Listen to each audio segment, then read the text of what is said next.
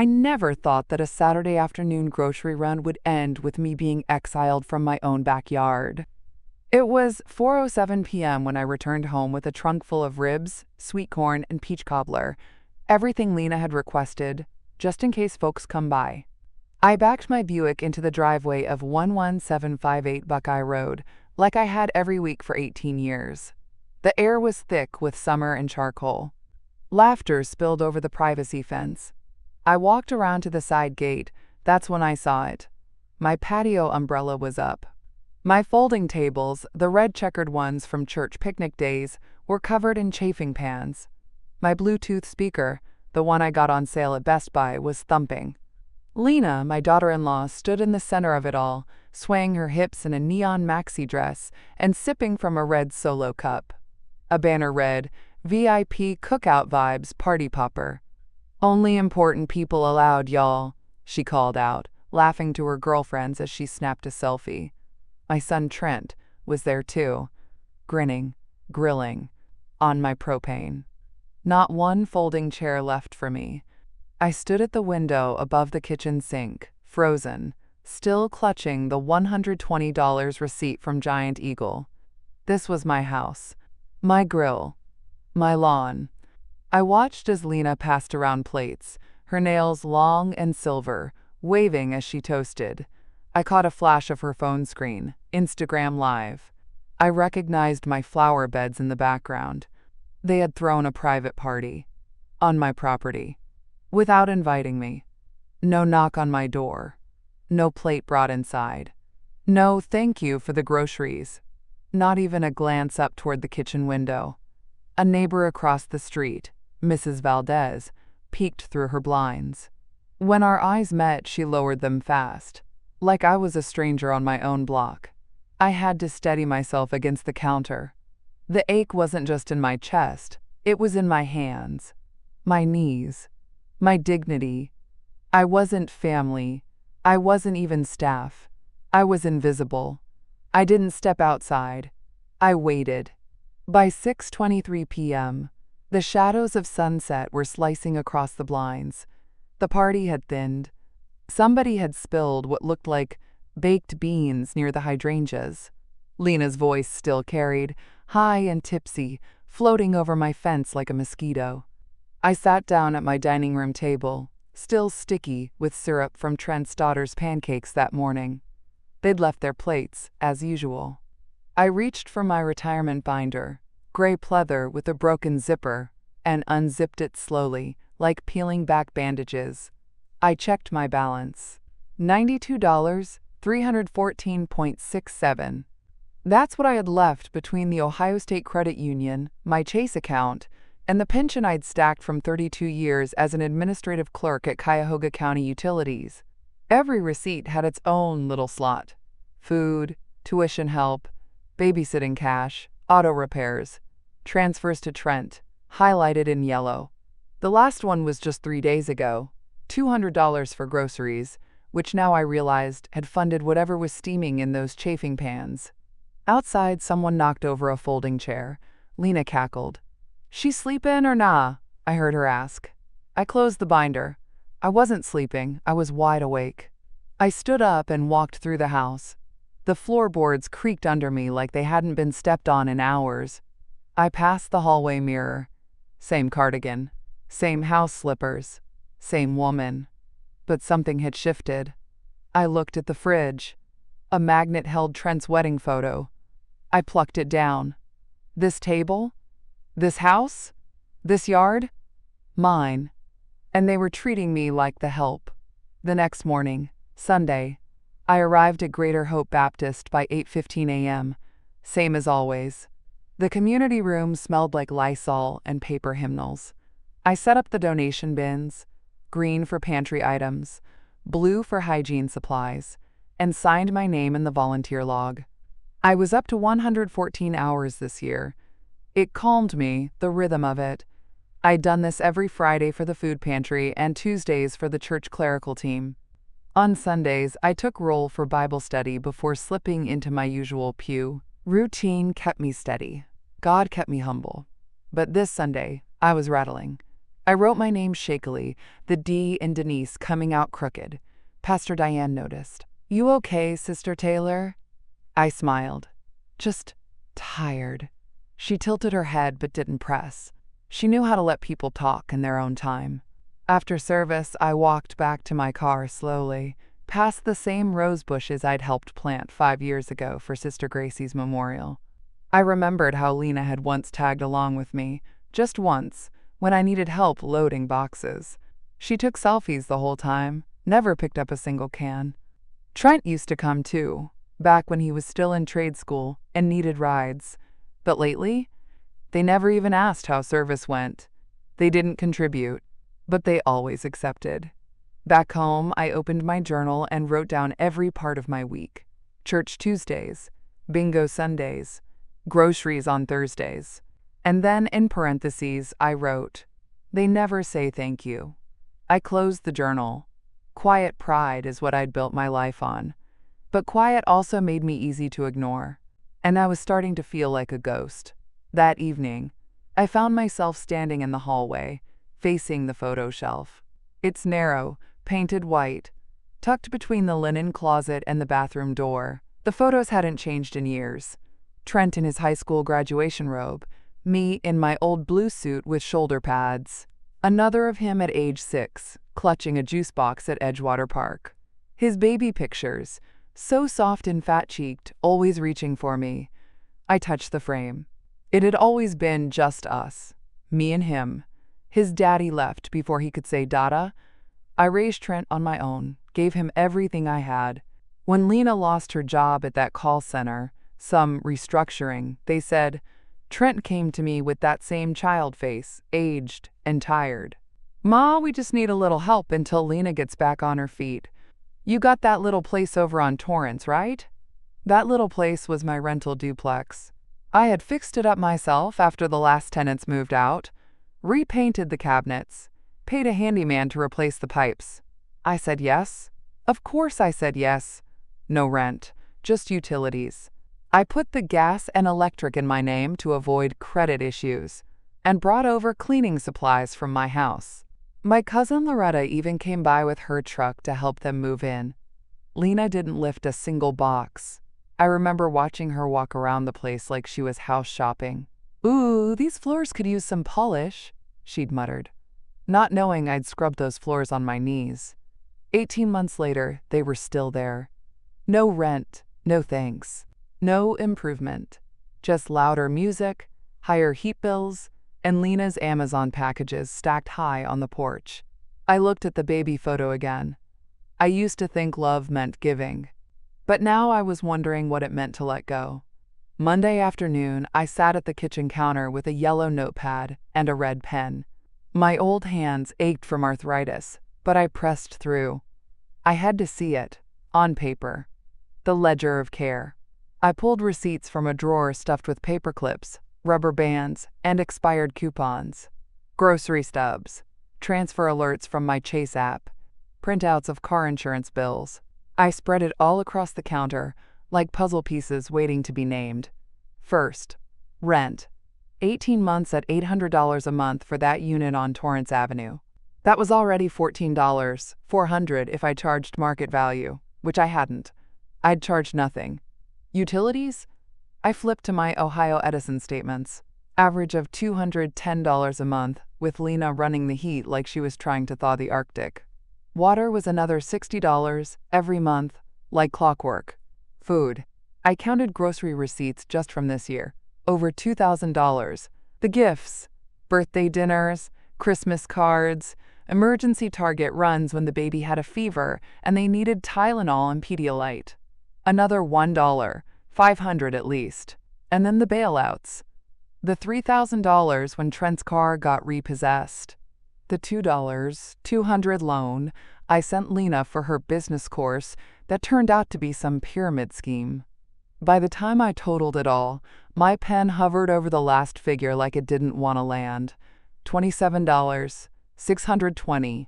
That's what I'd given them since they moved in. I sat back in my chair, the plastic cushion sighing beneath me. I looked at the red ink like it belonged to someone else's foolishness. And maybe it did. Because I hadn't been thinking like a bank. I'd been thinking like a mother. Like somebody who still believed her child would come around and say, "Thank you, Ma." But that day hadn't come. All that money, neatly logged, quietly vanished. I picked up my phone and opened the Chase app. I scrolled through the scheduled payments tab. There it was. Auto transfer, Trent Taylor, minus $200 per week. And there I was, still giving. 2 months ago I should have known. I was coming down the hall with a basket of folded towels, fresh from my dryer, when I heard Lena's voice bouncing off the living room walls. She was on speakerphone, talking to one of her girlfriends. She didn't know I was home yet.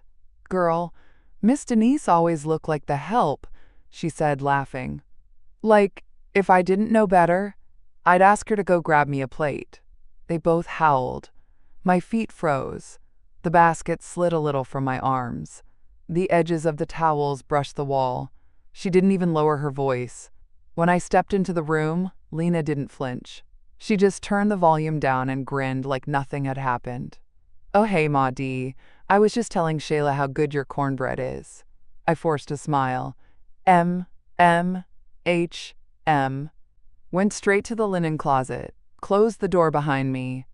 I sat down on the little footstool in there, surrounded by folded sheets and mismatched pillowcases, and tried to swallow what I'd heard. The help. Like I was staff. A maid. I pulled out my phone and texted Loretta, fingers trembling. "Did I hear what I think I heard?" She called me right away. I didn't answer. I didn't want pity. I just wanted confirmation that I wasn't losing my mind. She texted back instead. "I'm not surprised." That was all. I didn't confront Lena. I didn't say a word to Trent. I told myself she was just joking. Just venting. Just being young and ignorant. But now, sitting here with my ledger and my receipts and my heart too full of facts to ignore, I knew that wasn't a joke. It was a preview. And I had stayed silent. August 18th, 2025, a Thursday. I still remember the heat that day. So thick and humid it made my shirt cling to my back the minute I stepped outside. Lena had asked if I could ride with her to Aldi. "We just need a few things for the weekend," she said. "You mind?" We sat in her car after shopping, windows cracked, bags in the trunk. She adjusted her sunglasses and pulled a folder from the glove compartment like it was a surprise she hadn't planned. "So we've been thinking," she started, too cheerful. "You could help us with something real quick, just a formality." Trent was on speakerphone. "Ma, it's a business card, like for catering stuff. We ain't even using it for personal things. Strictly investments. All we need is a cosigner." Lena handed me the folder. Inside, a Chase Inc. credit card application. They had already filled out the basics. My full name, address, phone number. Even my social security number was typed in, wrong digit and all. I stared at it. "It's a net 30, Lena chirped. "We flip it in 90 days, swear. We just need your score to get in the door." I didn't say anything. My eyes flicked over the paper like it was in another language. But I saw the numbers, the high limit, the pre-filled boxes. "You can just sign it here," Trent said over the phone. "No need to go into the branch." I folded the form, slid it back into the folder. "I'll take it home and think," I said, already knowing I wouldn't. Lena's mouth twitched, like she didn't expect me to hesitate. "Of course," she said, but the cheer had cracked. On the ride home, she didn't speak. Just turned the radio up too loud and drummed her nails on the wheel. I got out, groceries in hand, and walked to my door slower than usual. My hands were steady, though. The folder went straight into my fireproof box. And I went straight to my bedroom. I couldn't pretend anymore. They weren't just asking, they were hunting. It was September 2nd, the Thursday before Labor Day, and the sun had turned that late summer kind of mean, hot but empty, dry, like it was holding its breath. I was in the living room, sorting mail, when I caught Lena on the couch with the TV on mute. My granddaughter was asleep in the playpen. Lena's phone screen lit her face in that blue glow, and I thought maybe she was just scrolling social media. But then I saw the tabs. She didn't bother hiding them. One browser window said, "Can you still claim life insurance if someone is alive but unwell?" Another, "Does AARP allow multiple beneficiaries?" I walked into the kitchen and stood there, quiet. 10 minutes later, she called out, "Miss Denise, we out of eggs. You want me to run and grab some?" I said no. She smiled at me over her shoulder, but I didn't smile back. That night, I opened the safe in my closet, pulled out the AARP life insurance paperwork. I read every line under a dim lamp, pen in hand. Primary beneficiaries, Trent Taylor and Lena Hart Taylor. Policy last updated, June 2023. My stomach dropped. I had added them when Lena miscarried last year, trying to show them they mattered, trying to give them some kind of safety net. Now I saw it for what it was. They weren't building a life. They were planning for my death. I didn't sleep that night. Every floorboard creak felt louder, every silence heavier. Around 1 a.m., I stood in front of the mirror, in the bathroom, gripping the sink. "I am not crazy," I said out loud. My voice didn't even tremble. I was being studied like an asset, assessed. I looked in the mirror, into my own tired eyes, and said it again. I am not crazy. On September 12th, I finally said something. Nothing big, nothing angry, just a line drawn in pencil. "I'm gonna have to start scaling back, Trent," I told him over the phone. "Financially. I need to look after my own future, too." There was a pause, long enough that I thought we got disconnected. Then he exhaled. "Right. Okay, Ma. Do what you gotta do." It wasn't what he said. It was how flat it came out. Like I was backing out of a handshake deal we never made. I thought that was it. A grown man accepting a grown woman's no. But that night, Lena texted me, "Hey Denise, gonna take a break from babysitting for a while. Just feels like you need space to figure some things out. No hard feelings, red heart." 2 hours later, she unfriended me on Facebook. By the next day, the photos of me and my granddaughter were gone from her page. Scrubbed. I sat on my front porch swing with a blanket over my knees, watching kids ride bikes up Buckeye Road. I used to wave at them. That Sunday I just watched. No knock came. No phone call from Trent. No, "Let's talk this out." Just silence. I was no longer useful. No longer easy. No longer silent and compliant. And so, they punished me the only way they knew how. Access.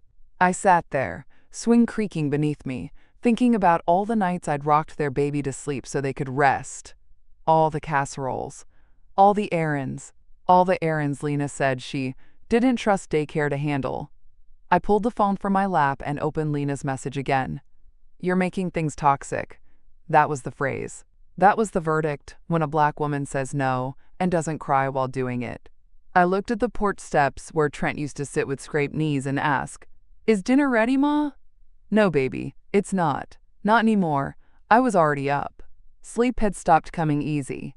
I made my coffee in silence and opened the Chase app before the sun had even touched the curtains. Under scheduled transfers, it was still there. The $200 weekly auto transfer to Trent's account. The quiet drip I'd set up over a year ago, before the wedding snub, before the party, before Lena started looking at me like an obstacle. I tapped cancel. A message popped up. "Are you sure you want to cancel this recurring transfer?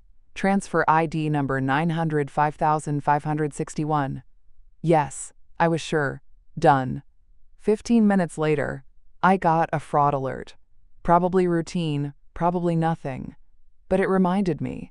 They were used to that money hitting like clockwork. A heartbeat in their lifestyle. At 7:21 a.m., my phone rang. Lena. I let it ring once, twice. Then I answered. Her voice came in too high, too rushed. Hey, Miss Denise, good morning. Hey, we were just wondering if something happened with the bank. I think maybe there's a glitch because the rent didn't hit yet." I said nothing. She kept going. "I mean, we're tight this week. Trent had that car thing and the baby's got ballet dues. You didn't forget to send it, right?" I sipped my coffee. Then I said, calm and level, I didn't forget. Silence. Oh. Long pause. I mean, is this like a one-time thing, or? I didn't answer that either. Instead, I asked, y'all ever wonder where that money actually comes from? Another pause. Then a laugh, nervous and brittle. Miss Denise, you okay? You sound kinda cold. I looked out the window at the rising light. No, Lena. I sound like someone who's finally clear. She hung up a minute later, muttering something about calling Trent. I put my phone down and folded the newspaper I hadn't even read. I didn't feel triumphant. I felt still, like the first deep breath after surviving a rip current. The next morning, September 15th, I got dressed with intention. Slacks, blouse, my navy blue cardigan. No errands. No casserole drop-offs. Just me, walking into the Ohio State Credit Union branch at 11:10 a.m. sharp. Mr. Roland Price had been there for years. He used to help me set up Trent's custodial savings account back when he was 12. Today, he stood when he saw me. "Miss Taylor," he said warmly, "how can I help you?" I sat down across from his desk and opened my folder. I need to revoke all external access, online logins, automatic transfers, and any shared viewing rights. He blinked. Of course. Has there been a concern? I looked him in the eye. Just clarity. I want my accounts protected. All of them. He nodded slowly and typed for a long while. I watched the reflection of the screen in his glasses. When he paused, he turned the monitor toward me. Last login attempt was Trent Taylor. September 13th. Denied. Incorrect credentials. I nodded once. Good. Would you like to update beneficiaries while we're in the system? Yes. Remove Trent and Lena. Add Loretta Campbell, my cousin, and Pastor Diane Marshall. He raised an eyebrow slightly, but said nothing. Just typed. He slid the beneficiary change form across the desk, his pen already uncapped. I signed. With every checkbox, I felt something inside me realign. Not revenge, not pride, safety. You're all set, Mr. Price said, handing me a printout of the updated records. If anyone tries to gain access again, they'll be flagged. As I stood to leave, he added quietly, Miss Taylor, I hope you're all right. Been seeing a lot of these kinds of shifts lately. I'm not just all right, I said, sliding the papers into my purse. I'm aware. He nodded. If you need anything else, you come see me direct. I will. Outside, the sun hit different. I wasn't a bank. Not anymore. By September 17th, I was scanning everything. Receipts, emails, text threads, screenshots of transfers, Lena's messages, the Chase Inc. application with my name and SSN already typed in. I laid them out across the table in order: groceries, rent, babysitting hours, gifts, utilities, Cash App logs. Then I created a folder on my desktop. Named it Family Boundaries 2025. Inside it, 33 items, every document labeled by date and category. I uploaded them to Google Drive and backed them up on a flash drive Loretta had given me for Christmas last year. The HP scanner buzzed steadily, page after page sliding through like confessions. I took a photo of Lena's browser screen, where she'd been Googling about life insurance claims. I screenshotted the auto transfer cancellation notice from Chase, transfer ID number 905,561. Canceled September 14th, 6:42 a.m. I printed the rental agreement from 2023, where I'd signed as landlord and Trent as tenant, rent listed as $0. I found the baby shower receipts I'd saved out of habit, diapers, formula, party platters. Nearly $600, all in my handwriting. I even included the Instagram story from the cookout, Lena's voice laughing, "Only important people allowed," with my patio in the background. For each entry, I wrote a one-line summary. July 3rd, 2024, minus $245, Kroger groceries, fridge was empty. Lena said baby wouldn't eat. January 2nd, 2025, minus $1, 000 wire, business emergency, never repaid. August 18th, 2025, cosign request, Chase Inc., application pre-filled with my SSN. By evening, the folder was full. The flash drive went in a labeled envelope. For Loretta. If anything happens. I didn't cry. I didn't even get angry. I just organized. Because feelings don't hold up in a room full of liars. But facts? Facts speak. September 18th, evening. I sat in the church conference room with a printout folder in my lap and 2 cups of hot tea sweating on the table. Pastor Diane sat across from me, wearing her reading glasses low on her nose. Loretta arrived 10 minutes late, toting her oversized purse like a shield, and Mr. Price came straight from the credit union, still in his work badge. I didn't come here to complain. I came to prepare. They nodded. No questions, just space. I opened the folder. This, I said, laying down the first page, is the ledger. Dates, dollars, transfers, $27,620, not including groceries or in-kind support. Pastor Diane picked it up gently. This, I continued, is the credit card application they pre-filled with my social. This is the policy they're listed on. These are screenshots of Lena's messages. Loretta whistled under her breath. Mr. Price adjusted his seat. You've built the case. I'm not trying to press charges. I just need 3 things. A financial witness, a faith-based character witness, and a family witness. They looked at each other, then nodded. I'll speak to the bank if needed, Mr. Price said. I've seen enough. I'll speak on your behalf, in or out of church, Pastor Diane added. I'll swear to what I saw, Loretta said, and what I helped you move, pay, and cover. I passed around affidavits, pre-written statements with room for their signatures. Pastor Diane signed first, then Mr. Price, then Loretta with a decisive underline. Pastor Diane pulled out her phone and said, You should know. Lena texted me. She turned the screen toward me. I'm worried Miss Denise is turning people against us. Please don't let her paint us bad. We're family. I didn't blink. She knows I'm not quiet anymore, I said. We prayed after that. A small circle. Warm hands. No noise but the breath between us. I wasn't just holding receipts. I had people. September 21st, 8:55 a.m. The post office parking lot was nearly empty. A little fog still hugged the pavement, but the sky above was clear and blue. I walked in wearing my long black coat and sensible shoes, holding a white envelope in both hands. Inside, a notarized letter. Subject line, Notice to vacate, 30 days. I drafted it with legal aid of Greater Cleveland. Attached were photocopies, the $0 rent agreement, utility bills in my name, and the itemized $27.620 ledger. Each item referenced, with date and proof. I handed it to the clerk at the drop-off window. Certified mail, I said, with return receipt requested. She stamped it, slid it into a canvas bin, and gave me the receipt. Anything else today, ma'am? I shook my head. Not today. Back in the car, I sat with the engine running and watched people trickle in and out, mailing birthday cards, bills, early Christmas gifts.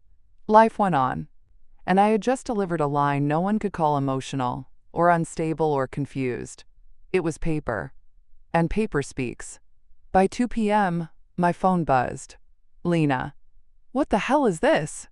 Then another. You're kicking us out? After everything we've done for you? Then the third, a voice note. You know what? This is elder abuse. People gone. Find out what kind of woman you really are.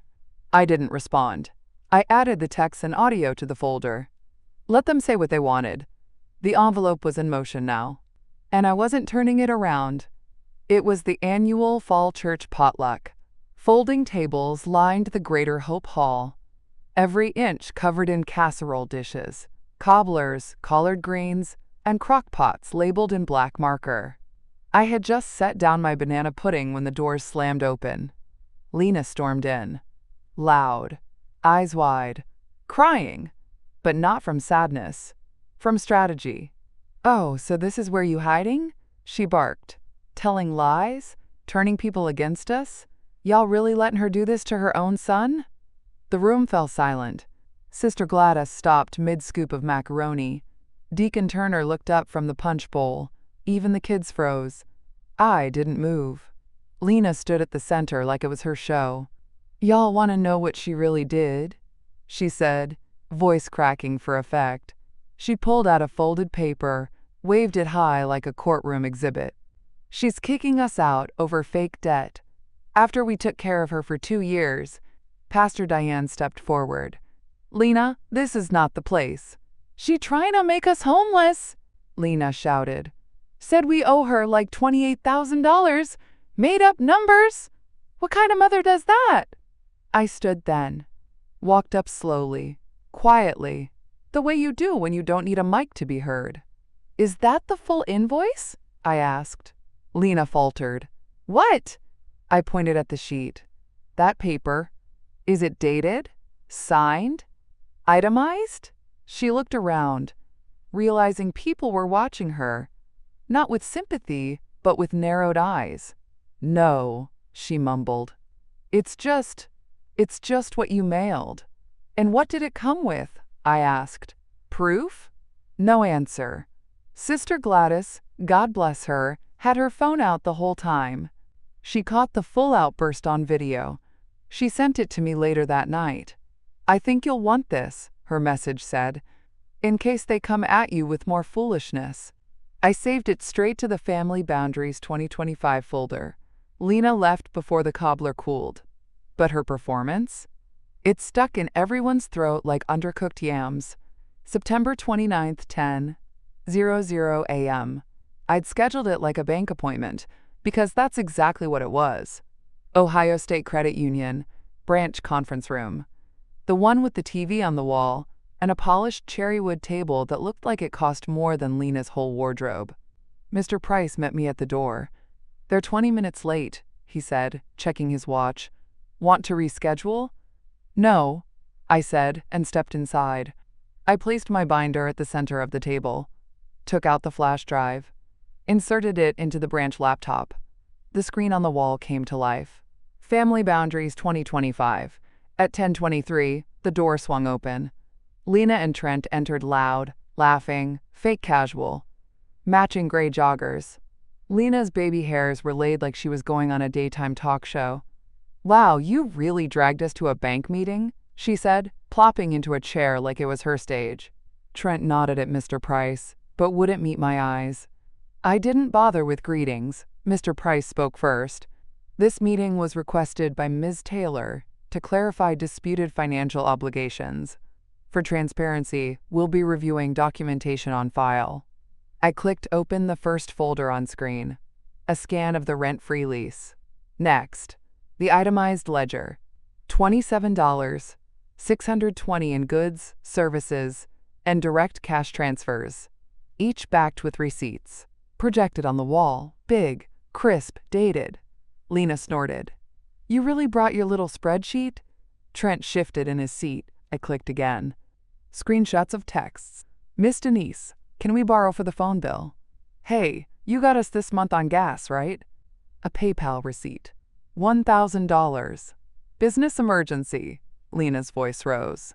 "You can't just tally up every little thing. That's not how family works." Trent cut in quietly. "Lena," she whipped toward him. "What?" He didn't answer, just stared at the screen as the Chase Ink application flashed next. Her handwriting. My name.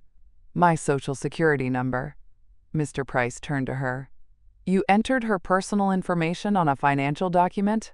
"It was a draft," she muttered.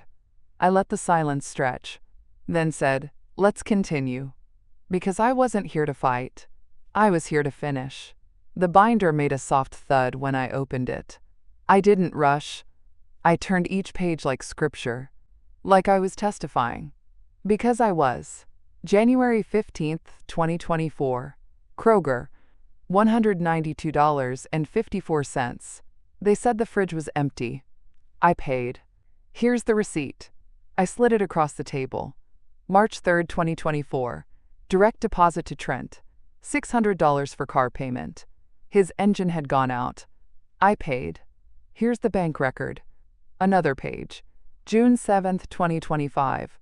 Baby shower catering, $327. Lena picked the menu. Never reimbursed. Another. Lena leaned back in her chair like I was boring her. But Trent, he was shrinking. Like every paper weighed him down. Mr. Price watched it all without blinking. His voice was steady. These records line up with the bank logs. Verified, he said, as each receipt was cross-checked. I pulled out the affidavit from Pastor Diane next, then Loretta's statement, then Sister Gladys's video. Yes, I brought that too. Mr. Price nodded. We've reviewed all provided documentation. There's no dispute about the transfers or support. This isn't a question of memory or hearsay. It's a question of record. Lena huffed. We said we'd pay her back eventually. When? I asked, looking her dead in the eye. You've been living rent-free for 18 months. Bought a bounce house but couldn't cover gas. When was eventually coming? She opened her mouth, but Trent put a hand on her arm. She froze. Just stop, he said quietly. It was the first time he'd said anything all morning. I turned the binder to face them. This is not emotional. This is financial. This is documented support, given freely, without thanks, without ask, but no longer without boundary. They stared. I closed the binder, snapped the clip shut. This meeting is not to negotiate. It's to confirm. Mr. Price folded his hands. It's all been confirmed. The room held still. For the first time in years, I didn't feel small. I felt seen. And they finally understood that the bank was closed. October 2nd, 5:17 p.m. The light had turned golden over Buckeye Road, slanting through the porch rails like honey. I stood in front of the duplex on Torrance Avenue, cordless drill in one hand, new keys in my pocket. Loretta stood beside me with her phone, camera pointed steady. You want video or just stills? She asked. Both, I said. The last tenant had moved out at 10 a.m. sharp. Lena didn't say a word to me. Just left the key in the mailbox, and a voicemail that said, flatly, guess you got what you wanted. Hope you sleep good knowing you put your family out. Cold. I didn't respond. I just forwarded the voicemail to the folder and drove straight here. Ms. Dolores Grant, a recently widowed school secretary with a granddaughter of her own, stood nearby holding a tote bag and lease agreement. We shook hands on the porch. Welcome home, I said. The locksmith receipt crinkled in my pocket. $187. 2 locks replaced, 1 deadbolt added. Ms. Grant signed the lease on the hood of my Buick. 30 days at $800 a month, utilities in her name. Clean, fair, accountable. Loretta filmed as I handed over the new keys, tagged and labeled, front, back, basement. I watched Ms. Grant's granddaughter run to check out the back steps. A small giggle broke the quiet. The house didn't feel heavy anymore. It felt right. I walked inside to inspect the floors. Lena had scuffed one of the bedroom doors, but nothing I couldn't paint over. As I passed through the living room, I paused. There, on the mantel, was a photo they'd left behind, Trent in his graduation robe. Me standing next to him, proud and tired. I picked it up, studied it, then slid it gently into my bag. Back on the porch, the air was cool and clean. The keys in my hand felt heavier than they used to. But I carried them anyway, because they were mine.